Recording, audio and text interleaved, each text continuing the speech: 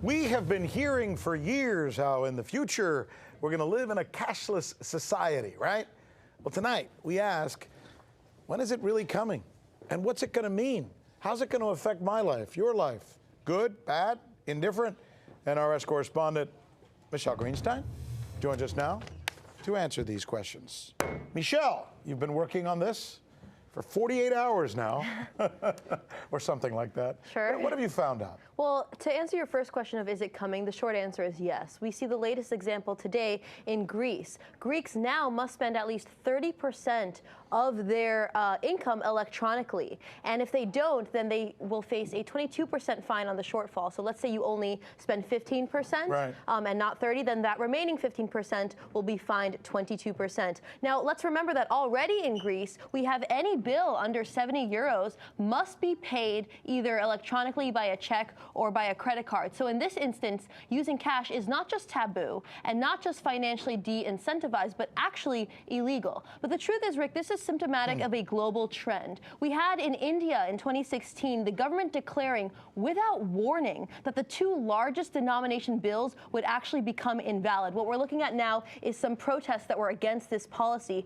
which did, by the way, abolish over 80% of the circulating cash by value. So the owners of this cash could recoup their value by putting them into a bank account after a very short grace period. But the problem, of course, is that half of Indians do not have a bank account. It's a very largely cash-based society. So we had a lot of backlash in India after that was introduced in 2016. But what few know, Rick, is that this policy that was imposed on India actually has its roots in Washington. USAID had negotiated a series of agreements with the Indian Ministry of Finance, and one of these was actually with the goal of phasing out cash. So less than 1 month before Prime Minister Modi announced this policy, USAID actually established a cashless payment partnership with the Indian Ministry of Finance called Cashless. Help me understand this from a total rudimentary perspective, because there's a lot of people out here who are watching this right now who are thinking, you know what? I'm okay with not having to use cash. I'm more apt to get robbed. It's so easy to lose it.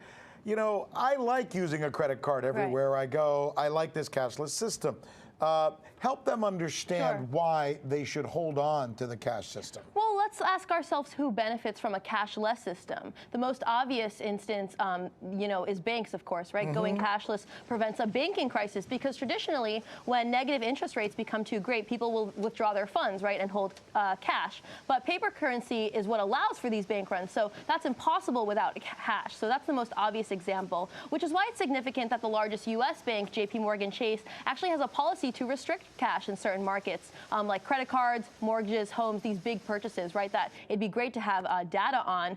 But it also doesn't even allow people to store cash in its safety deposit box. But it's also significant that this idea of a cashless society actually has its origins with the banks themselves. It's significant that Willem Buiter, who was the chief economist at Citigroup at the time, actually was the first to present this idea of a cashless society.